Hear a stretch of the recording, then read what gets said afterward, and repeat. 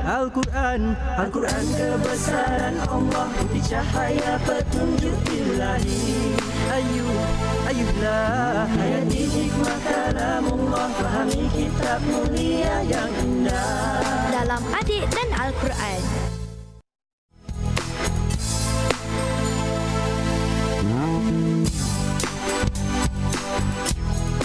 Saya Muaz. Kawan-kawan nak tahu tak siapa yang mula-mula memberi salam kepada Rasulullah sallallahu alaihi wasallam? Abu Dha Al-Ghifari adalah orang yang pertama memberi salam kepada Rasulullah sallallahu alaihi wasallam. Saya Faiz. Kawan-kawan nak tahu tak Masjidil Aqsa telah dibina oleh Nabi Sulaiman alaihi salam? Saya Ismail. Kawan-kawan nak tahu tak manusia tawaf di Baitullah, malaikat pula tawaf di Baitul Ma'mur? Saya Tasni. Kawan-kawan tahu tak celak yang dipakai oleh Nabi Muhammad sallallahu alaihi wasallam? Celak yang dipakai oleh Nabi Muhammad sallallahu alaihi wasallam adalah al-ismit. Saya Hafiz. Kawan-kawan tahu tak menurut Ibnu Abbas jumlah huruf dalam Al-Quran sebanyak 323,671 huruf. Assalamualaikum kawan-kawan. Saya Saad. Surah yang banyak perkataan Allah adalah surah Al-Mujadalah sebanyak 41 kali. Assalamualaikum warahmatullahi wabarakatuh. Waalaikumsalam Ustaz. Kaifa halukum? Alhamdulillah. Kaifa sihhatukum? Alhamdulillah. Nahnu bi khair. Minta-mintanya dan harap-harapnya penonton di rumah juga bi khair, baik, ceria, mantap, hebat dalam menyaksikan rancangan yang tuan-tuan dan puan-puan dan adik-adik gemari, iaitu dalam rancangan Adik Dan Al-Quran. Tasbih. Subhanallah. Tullabi. Nah. Kita masih lagi membacakan surah apa? An-Nisa. Ya, surah An-Nisa. Banyak hal ehwal wanita. Ya, tullabi. Nah. Sebelum kita menyingkap rahsia ayat yang kita akan bacakan pada hari ini, iaitu surah An-Nisa ayat ketiga. Mari kita dengarkan hafiz-hafiz Quran kita membacakan ayat yang dimaksudkan. Kita pilih adik yang berpakaian ala Indonesia, yang berada di tepi sekali, yang memandang Ustaz macam tak pernah tengok orang handsome. Ya, iaitu adik Tasni. Silakan. A'udzu billahi minasyaitonir rajim. Bismillahirrahmanirrahim. Wa in khiftum alla tuksitu fil yatama fankihu ma taba lakum minan nisa'i masna wa thulatha wa ruba'. Fa in khiftum alla ta'dilu fawahidatan aw ma malakat aymanukum dzalika adna alla ta'ulu. Masya-Allah. Okey, bagus ya. Cuma ketika mana sebut itu ada bunyi kemelayuannya, kejawaannya pun ada sesuai dengan bajunya. Oleh sebab itu jangan baca fawahidatan aw ma malakat aimanuhum. Wah, memang lakat betul ya. Jadinya aw ma, dia macam nak kata imalah, dia Arab ni, dia tak imalah sangat, dia tidak sengit sangat, tidak tegak sangat. Dia sederhana di antara keduanya. Kalau tegak sangat aw ma malakat aimanuhum, kan?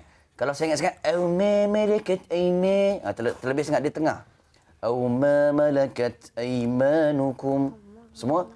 Aw ma malakat aymanukum. Okey, Tasni seorang. Aw ma malakat aymanukum. Tu tegak ke condong? Tegak kan? Okey. Au ma, jangan begitu ma.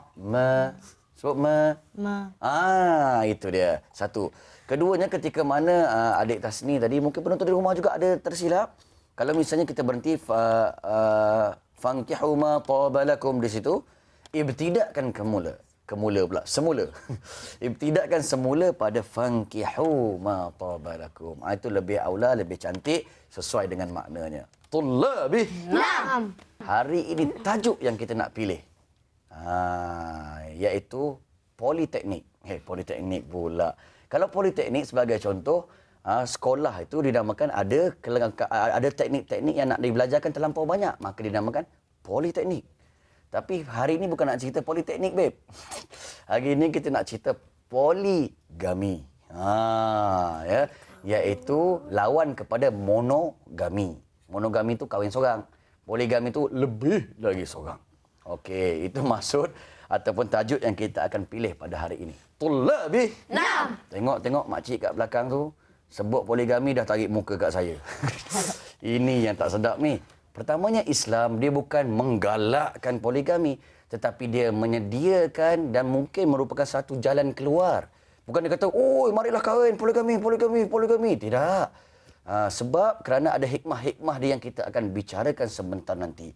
Dan antara kandungan isi ayat yang kita bacakan tadi, pertama Allah kata, kalau kamu suka tak boleh jaga anak yatim, tak boleh menikahi anak yatim yang kamu bela itu di kalangan wanita, bolehlah cari yang lain. Takut kita rasa menzalimi dia ke dan sebagainya. Cari perempuan-perempuan yang lain bebas. 2 boleh, 3 boleh, 4 boleh. Walaupun ada di kalangan sahabat Nabi ketika itu yang diriwayatkan oleh Imam Ahmad meriwayatkan daripada daripada Salim, daripada ayahnya Ghailan bin Salamah As-Saqafi telah memeluk Islam. Saat itu dia ada isteri 10. Berapa? 10. Banyak gila pun tak banyak macam tu. Tapi bila dah masuk di dalam Islam, Nabi kata, wop, relax. Sebab budaya Arab ketika itu memang kahwin banyak-banyak. Satu benda yang biasa.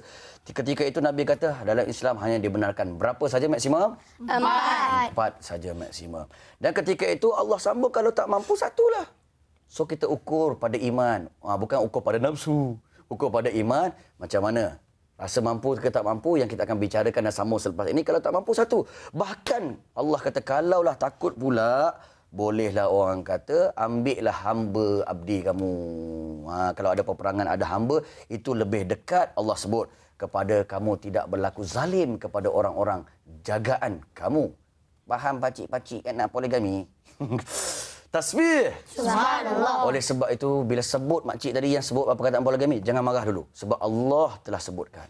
Maknanya kalau kita ingkari satu ayat daripada ayat Allah, ayat siapa? Allah. Maknanya kita tolak dan kita tak iktiraf satu ayat dalam surah An-Nisa ayat yang ketiga. Apakah hukumnya?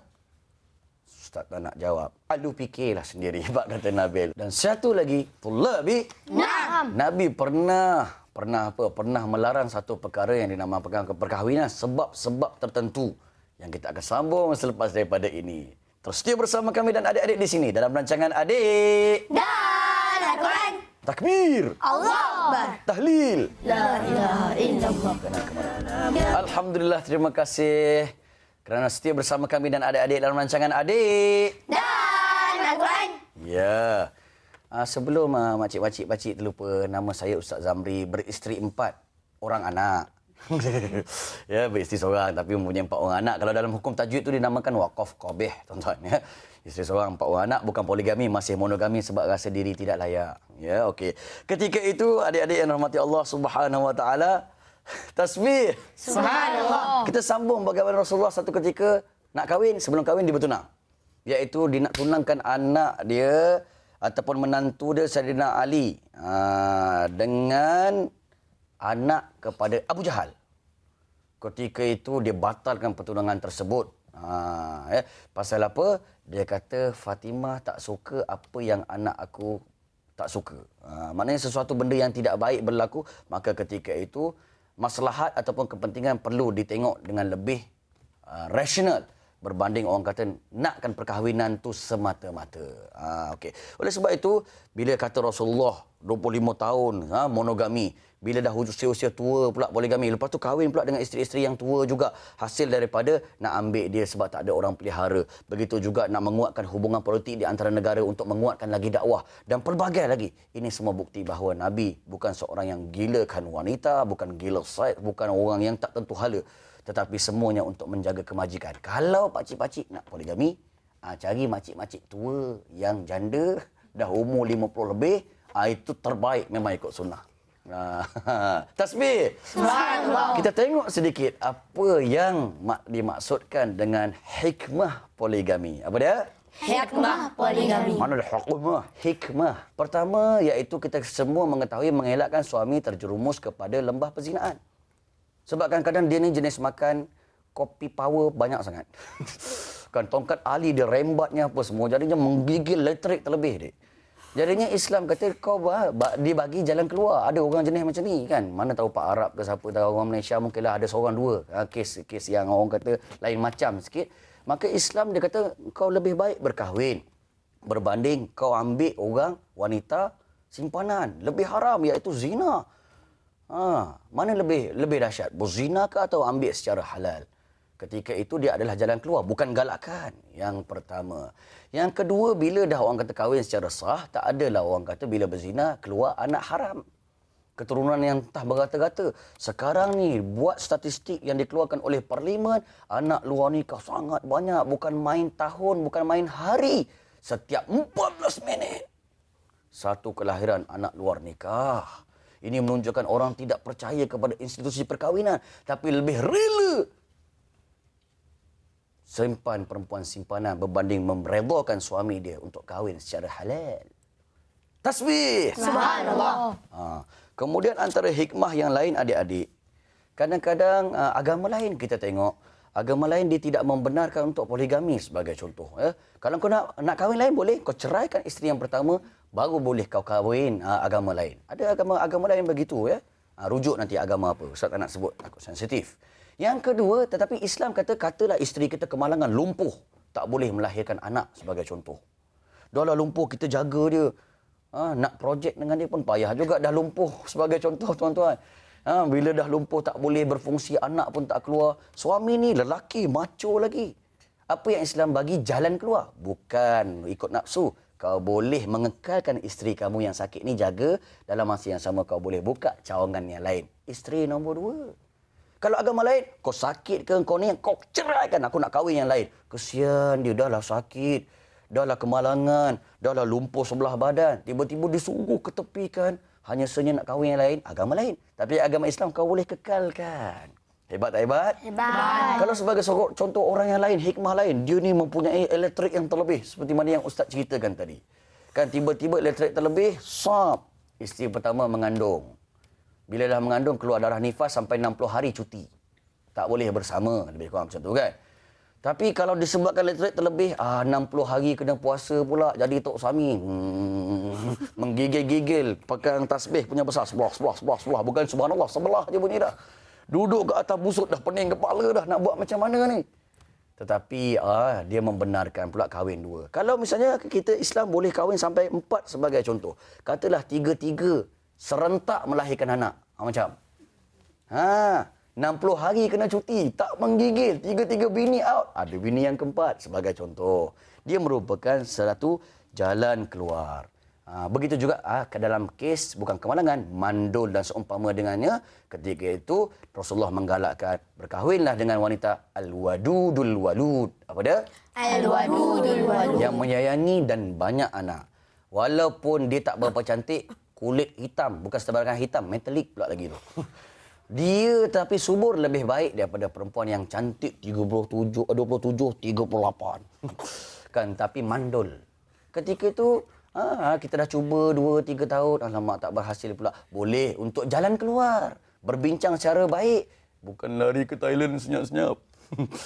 Ketika itu insya-Allah dia merupakan jalan keluar. Cuma bila dah sebut ini jalan keluar, wahai wanita-wanita, jangan sampai tolak. Jangan sampai tolak ayat Allah yang membenarkan jalan keluar ini. Bimbang seperti mana yang Ustaz sebut tadi. Tolak satu ayat Al-Quran. Apakah hukumnya? Lu fikirlah sendiri apakah hukumnya. Wallahu alam. Kita akan dengar pula ulasan daripada Atuk selepas ini dalam rancangan Adik Dan Al-Quran. Hayati hikmah kalamullah. Fahami Mesti pandai membohong, mesti pandai temberang, tetapi jangan sampai hajat tembelang. Betul tak, Tok? Itu tak betul. Itu Atuk tak setuju.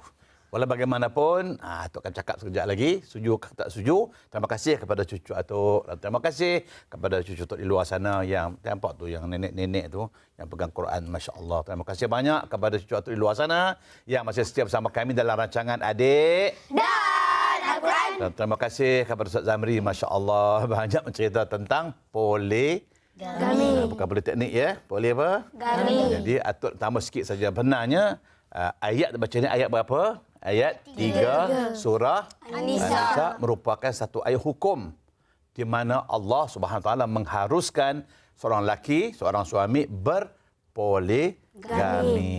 Hukum apa? Hukum poligami. Artinya kalau ada orang menolak poligami, tak kira siapa yang tak suka poligami, siapa yang tak nak poligami, maka dia melakukan satu kesalahan besar. Lebih lagi bila Nabi kata apa? Bernikah itu adalah sunnah aku. Nikah sunnati. Aku kahwin ramai. Tapi kamu tak lebih dari 4. Tiba-tiba kita nak menolak.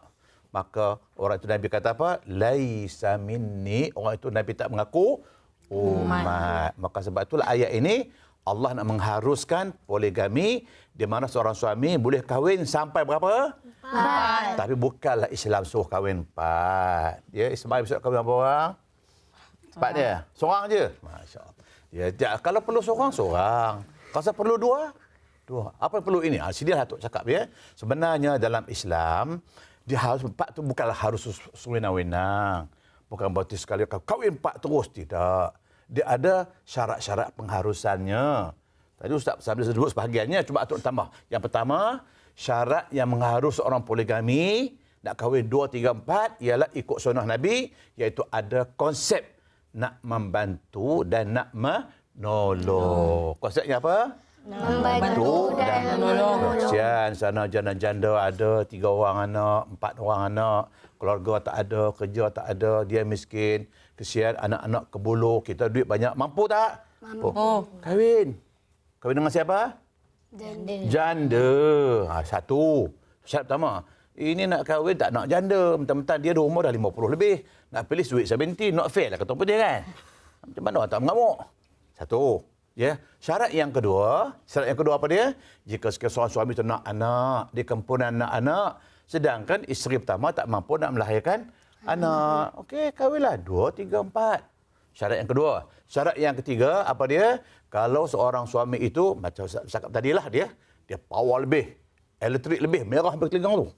Dia sedangkan isteri tak mampu. Ada kadang-kadang Atuk diberitahu, ada pejabat qadi beritahu Atuk, ada orang isteri datang tu, "Tuan qadi, kenapa? Saya minta cerai." "Kenapa?" Tak tahan kata dia. "Kenapa?" "Saya Tok qadi," kata dia. "Harimau saya tak takut. Yang saya takut harimau." Dia mengadu Tok Qadi, dia kata, "Saya Tok Qadi, harimau tak takut." Yang dia takut apa dia? Harimau. Allah, kalau macam tu, jangan cerai. Ya. Izinkan suami. Apa? Kalau dia takut harimau, kahwinkan suami dengan orang lagi, dia maka tak ada lah harimau. Okey? Ini 3. Dan yang keempat, bila mana tak nak kahwin lagi, apa dia? Ada syarat khas, iaitu mesti berlaku adil. Sebab di akhir ayat ini Allah kata apa? Wa in khiftum alla ta'dilu fawa. Apa arti? Kalau dah rasa tak berlaku adil, tak mampu nak berlaku adil, memang tak ada buat adil. Allah kata apa? Kalau itulah niat dia, maka ada kemungkinan dia itu salah. Apa? Salah. Sebab memang dia tak nak berlaku adil. Adil segi mana? Ya Allah, hasil dari segi pembagian masa, pembagian hak, pembagian material. Memang dia tak nak berlaku adil. Mentang-mentang dia dapat kahwin 2, yang kedua tu yang macam meleteng sikit. Yang pertama dibiar, ya Allah tersadar orang tua tu. Kesian. Tersadar. Dia buat apa? Maka sebab itulah, ingat, mesti berlaku adil. Adil segi mana? Adil segi material. Kalau isteri pertama berhak dapat 100 sebulan, 200 sebulan, 300 sebulan, isteri kedua pun 300 sebulan. Kalau balik umur isteri kedua yang baru tidur meleter tu 3 malam, balik umur pertama pun bawah 3 malam. 3 malam. So aku balik terus tidur tu soal lain. Penting mesti 3 malam. Tapi yang berlaku hari ni, yang lama tu semalam, yang baru 3 malam. 3, okeylah, seminggu. Sini semalam, sana seminggu. Fair tak? Tak. Not fair lah. Maka mesti berlaku. Kalau sengaja tak nak berlaku adil, ada ulama mengatakan salah dia berpoligami. Maka itu syarat dia ialah wa in khiftum alla ta'dilu seorang cukup. Jangan lebih daripada seorang. Maka sebab itulah walau bagaimanapun muslim muslimat, tuan-tuan dan puan semua ingat pengharusan poligami bukan sewenang-wenangnya.